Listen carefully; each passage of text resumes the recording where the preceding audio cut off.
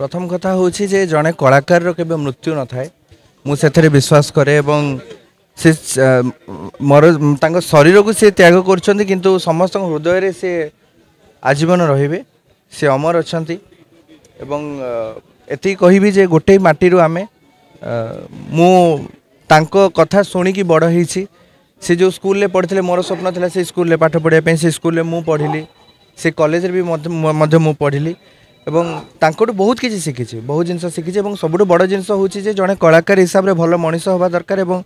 से जिनसटा ही पाखे सब बेसी थिला मनीष पणिया प्रत्येक कलाकार को भल पाइबा प्रत्येक दर्शकों को भल पाइबा ओडिया सिने जगत को जी धरी रखी थे कांधरे निश्चित भाव में आम गोटे अपूरणीय क्षति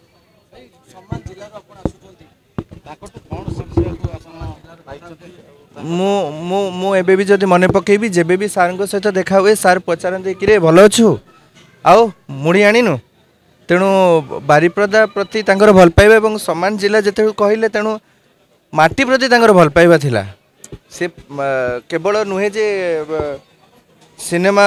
जगत को लेकिन संश्लिष्ट थिले से एबे भी जेबे भी बारिपदा जाउथिले तांकर जति पुराना बंधु अछंती तांको सहित मिसंती से ऑफ स्क्रीन कहतु ऑन स्क्रीन सबुथिरे से हीरो थे निश्चित भाव में बहुत करछंती मयूरभंज महोत्सव मयूरभंज उत्सव सबुथिरे तांकर पाद पड़े एवं